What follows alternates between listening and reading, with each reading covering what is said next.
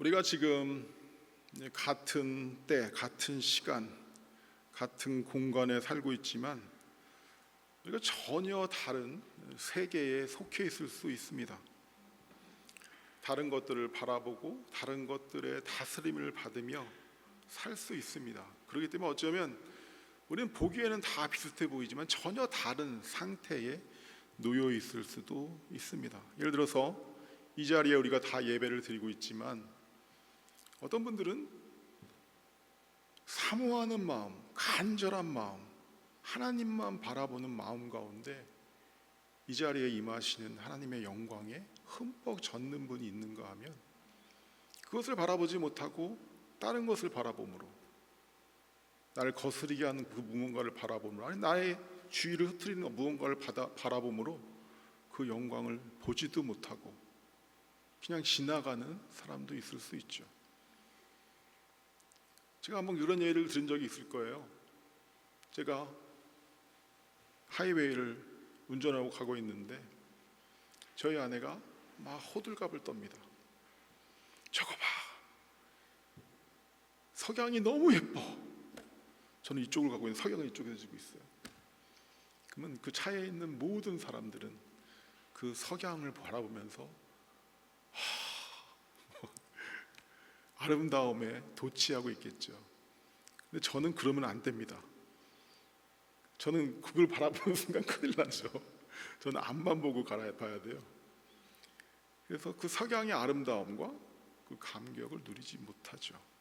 같은 차에 타고 있지만 어떤 사람들은 석양의 아름다움에 도취되는 사람이 있는가 하면 나는 이쪽을 보고 있기 때문에 어두컴컴한 하늘을 바라보며 전혀 다른 다른 느낌을 받는 수가 있다는 거예요.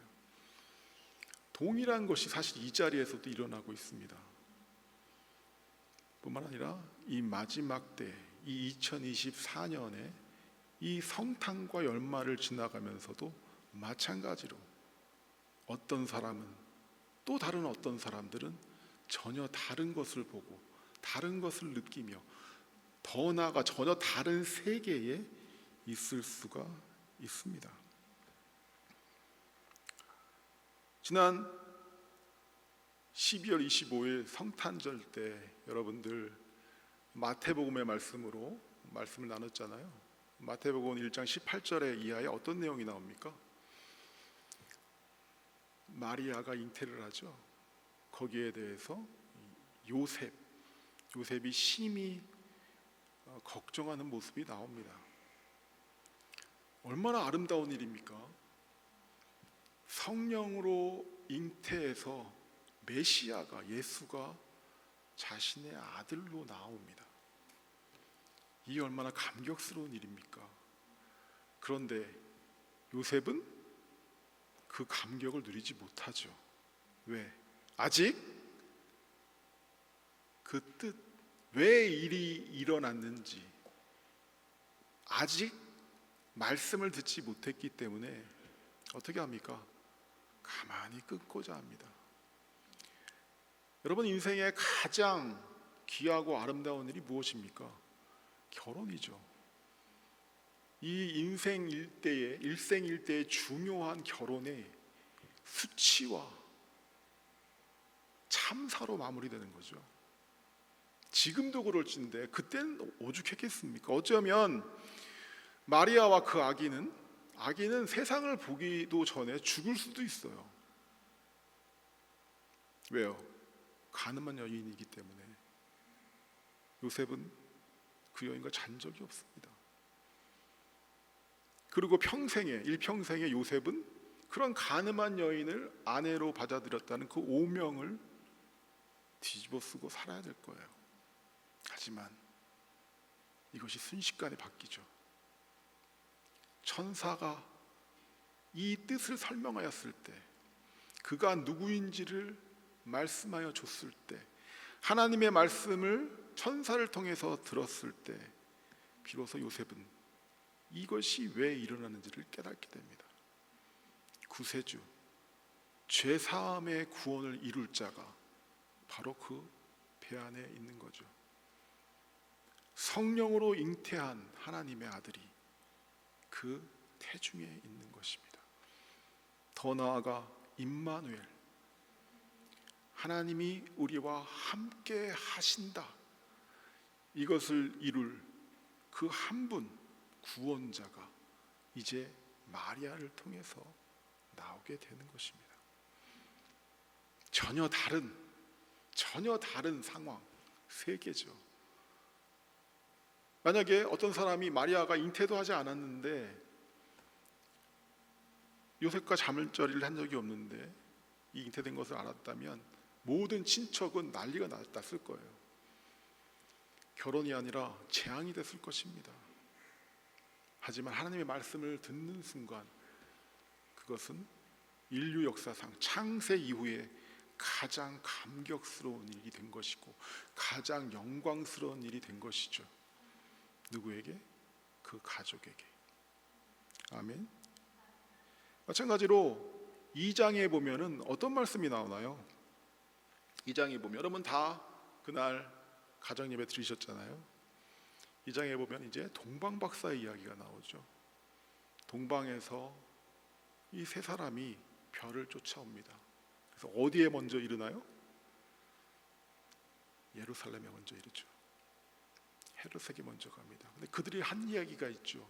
왕이 나셨다는데 어디 있는가? 왕이 나셨다는데 어디 있는가? 그들의 반응은 무엇이었습니까? 헤롯과 그 이스라엘 사람들, 예루살렘의 성에 살고 있던 사람들의 반응은 무엇이었나요? 소동하였다. 한번 볼까요? 마태복음 2장 3절. 헤롯과 온 예루살렘이 듣고 무엇한지라? 소동한지라. 영어로는 뭐라고 되었습니까? disturbed. disturbed가 무슨 뜻이에요? 두려워하다, 당황하다, 불안하다. 제가 찾아봤어요. 디스터브드가 한국말로 하면 소동하다라고 굉장히 가볍게 나와 있지만 소동 뭐예요? 어떡하지 이렇게 하는 게 소동이잖아요. 디스터브드는 뭔가 더 분명한 뜻이 들어 있습니다. 디스터브드, 정신적인 장애가 있다. 디스터브드, 정서적인 장애가 있다. 그들 가운데는 이런 디스터빙한 일이었습니다. 어떡하지? 두렵고 준비가 안 됐는데 오시잖아요. 난리가 난 거죠. 그러나 그 후에 이 동방 박사들은 별을 따라 누굴 찾아갑니까? 아기 예수를 찾아가죠.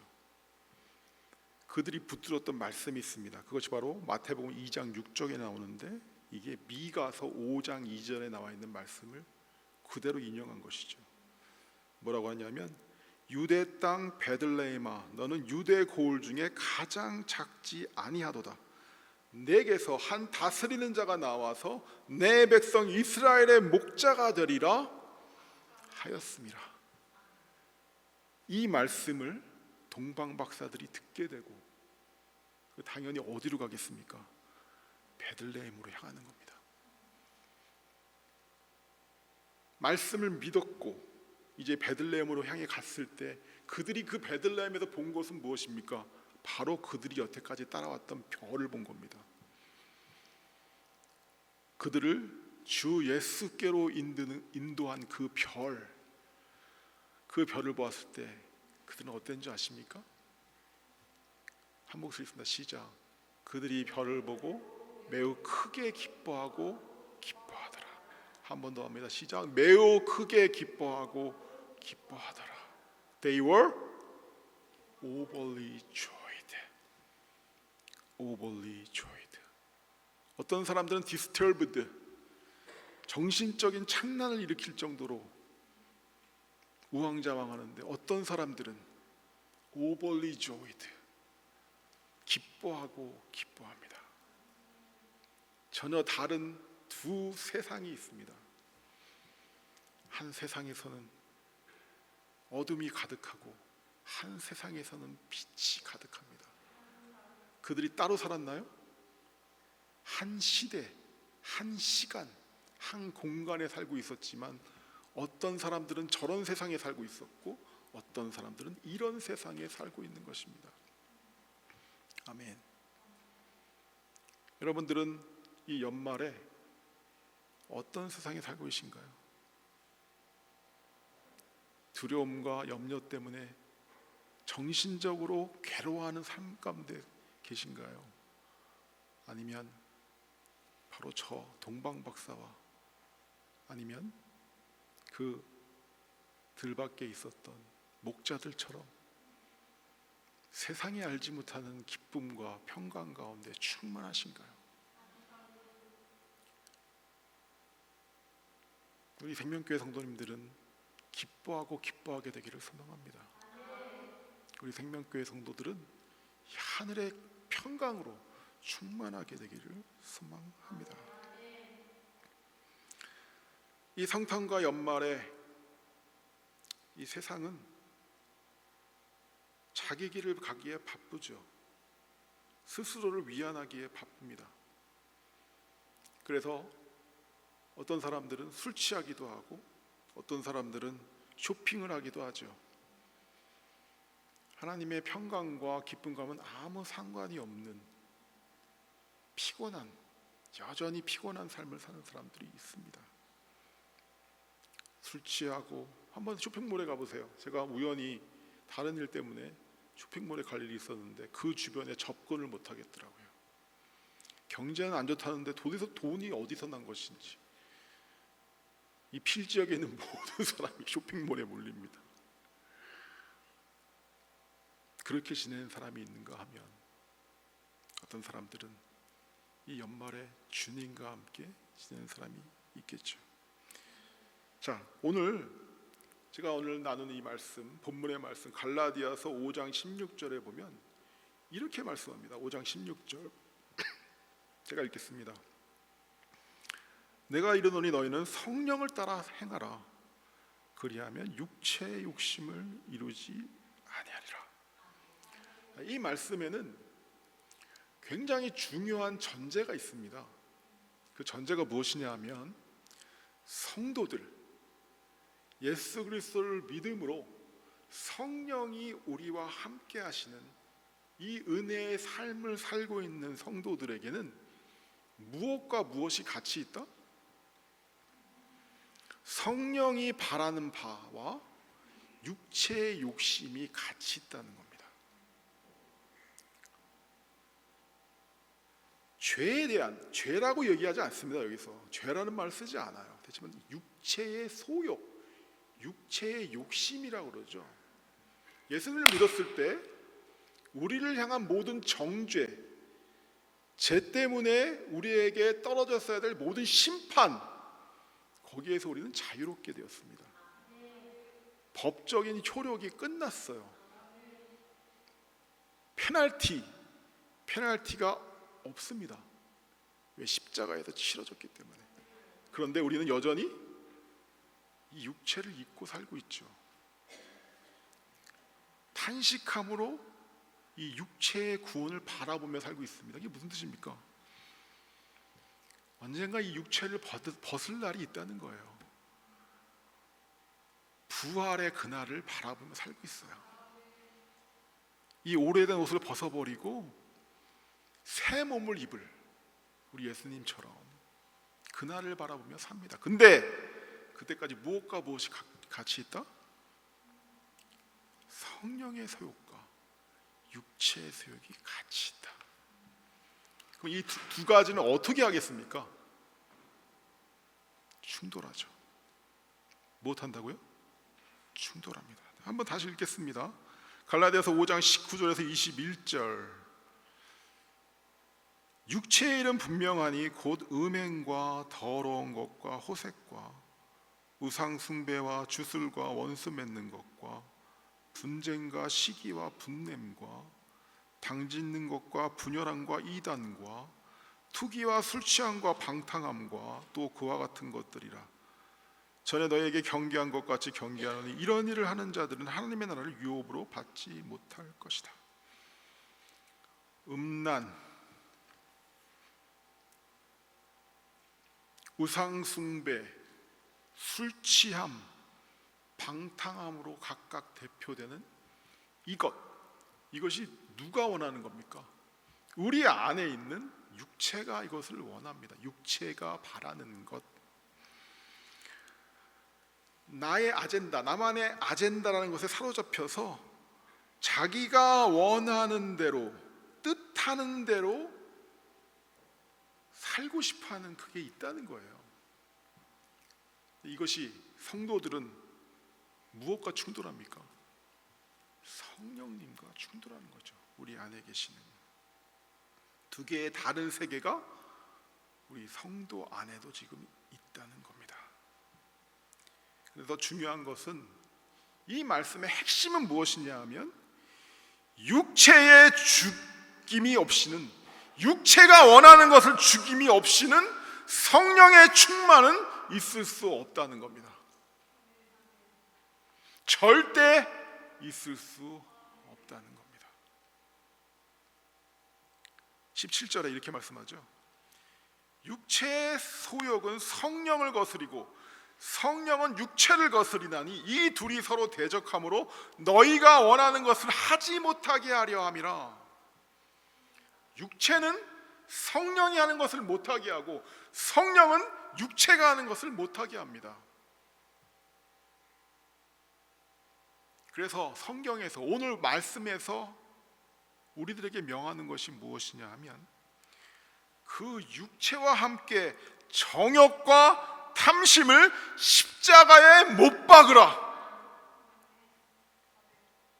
그때 우리 안에 성령은 충만함으로 역사하게 되며 열매를 맺기 시작한다. 자, 이게 굉장히 중요한 것입니다. 어떤 사람들은 십자가에 내가 왜 못 박힙니까? 예수님이 다 못 박혔는데, 그렇게 얘기한다는 거예요. 이게 바로 이단입니다. 성경은 분명하게 말씀합니다. 너희 육체의 정욕을 십자가에 못 박으라. 그럼 십자가에서 예수님이 죽으신 것은 무엇에 대해서 죽으신 건가요? 죄가 갖고 있는 효력들, 심판들, 정죄함들, 거기에서 우리는 자유케 되었지만 여전히 우리 가운데 역사하는 이 육체의 소욕들을 성도들은 십자가에 날마다 못 박는다. 그때 우리는 우리 주님과 기쁨의 동행을 하는 겁니다. 이게 성도의 삶입니다. 속지 마세요. 속지 마십시오.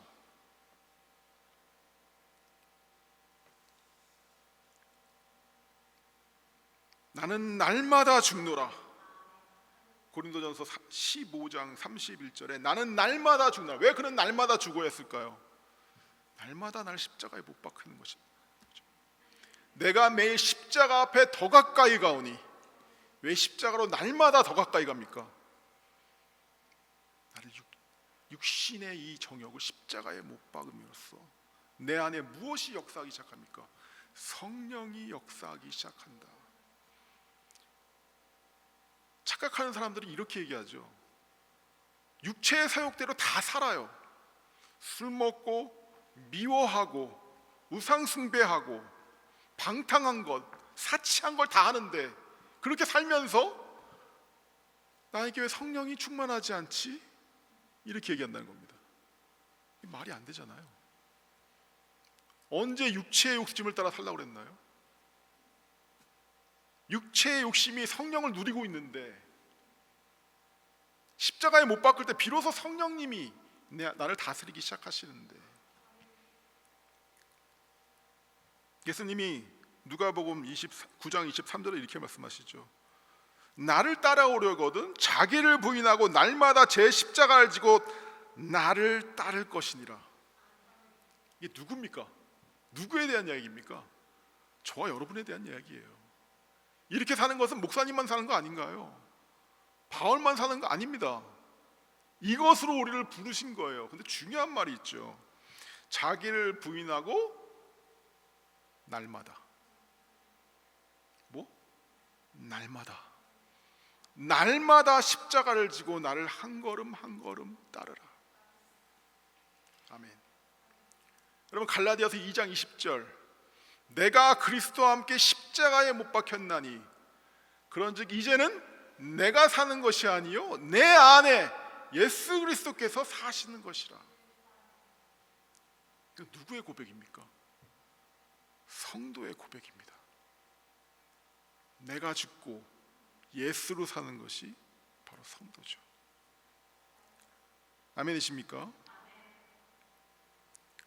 지금 여러분들 2024년은 이제 결산합니다. 모든 건 결산이 있어요. 사업을 해도 결산이 있잖아요. 수입과 지출, 얼마나 많은 이익을 남겼는지. 여러분들 여러분 스스로의 이 신앙생활을, 영적인 생활을 결산하셔야 된다는 거예요. 지금 여러분의 마음을 가득 채우는 것은 무엇입니까? 성령의 열매는 무엇인가요?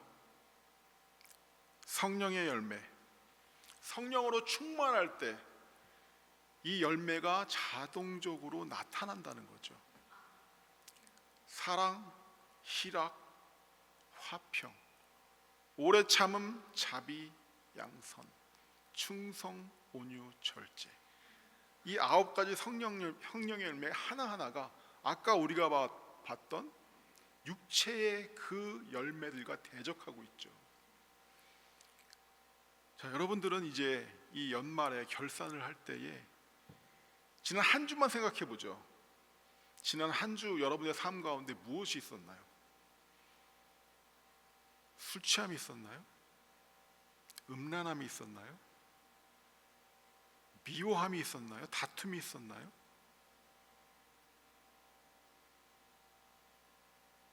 아니면 성령의 열매가 있었나요? 사랑이 있었나요? 희락이 있었나요? 희락은 기쁨이죠. 화평이 있었습니까?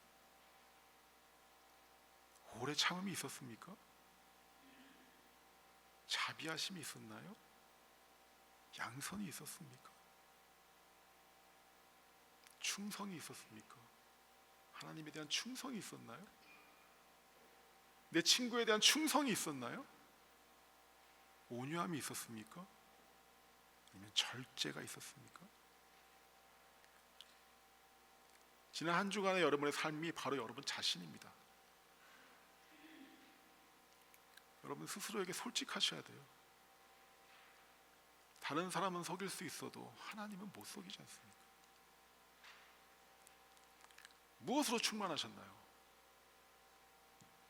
저는 이 마지막 주일에 2024년 우리에게 주셨던 바로 그 말씀을 다시 한번 깨닫게 하십니다. 왜 그 말씀을 주셨었는지 다시 한번 이 마지막 예배에 분명하게 짚고 넘어가야 됩니다. 뭐예요? 에베소서 5장 18절, 술 취하지 말라. 이는 방탕한 것이니 오직 성령으로 충만함을 받으라. 술 취함과 성령의 충만함은 절대 같이 있을 수가 없다는 겁니다.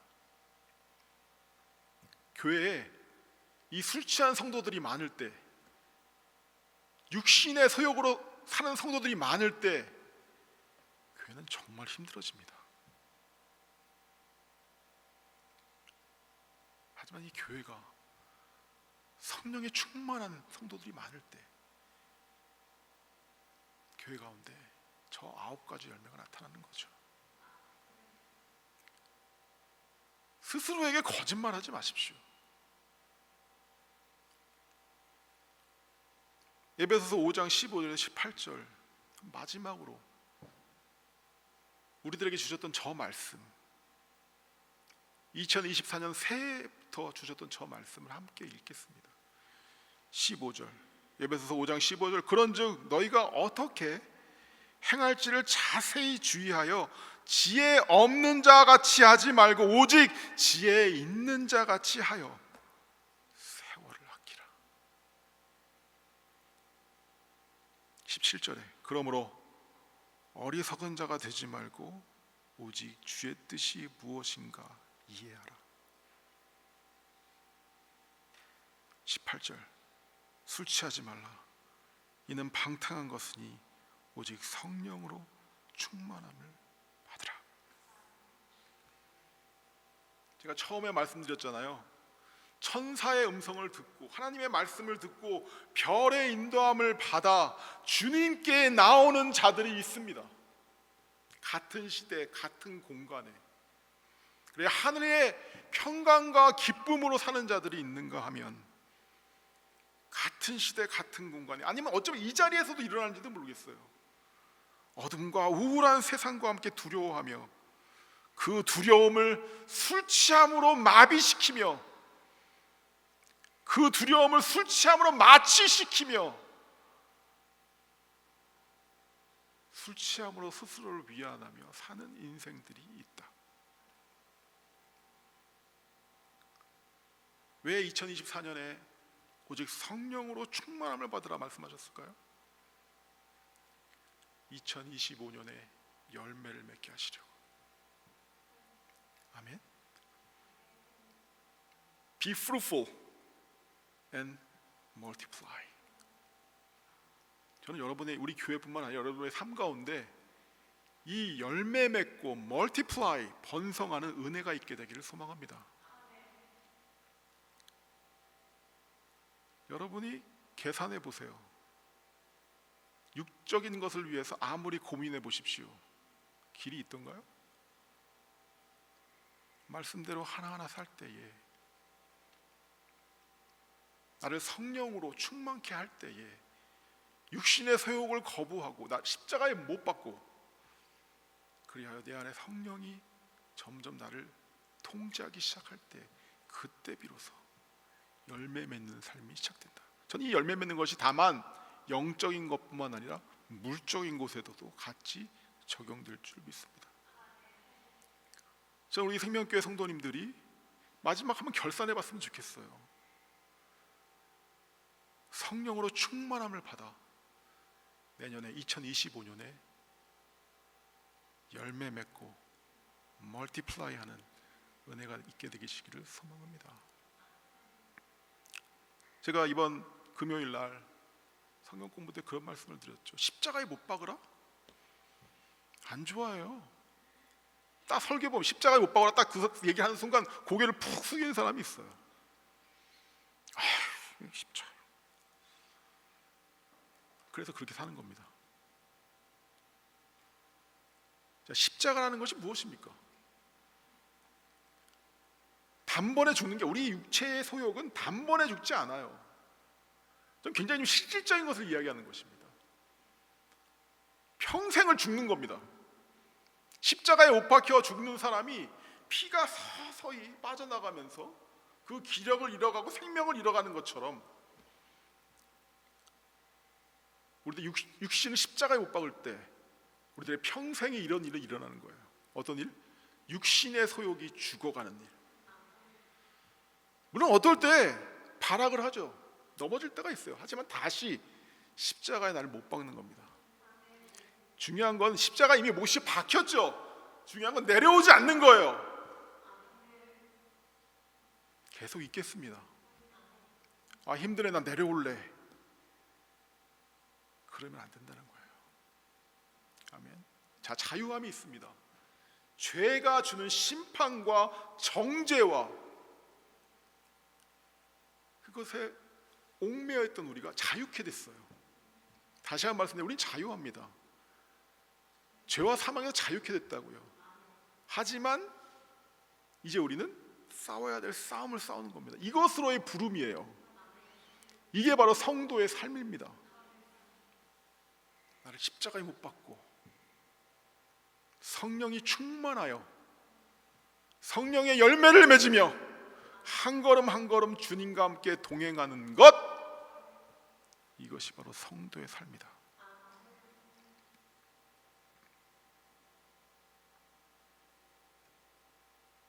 우리가 무엇으로 가득하든 그것은 열매를 맺게 되어 있습니다. 육체로 가득한 사람은 아까 그 말했던 그 열매를 맺는 것이고, 성령으로 가득한 사람은 그 열매를 맺는 거예요. 육체의 일, 정욕과 탐욕으로 가득한 사람들은 쓴 열매를 계속 먹는 겁니다. 성령으로 가득한 사람은 성령의 그 아름다운 열매를 맺고 먹는 거예요. 아멘. 넘치는 성령의 충만으로 아름다운 열매를 맺어가는 2025년 우리 생명교회 모든 성도님들이 되기를 소망합니다.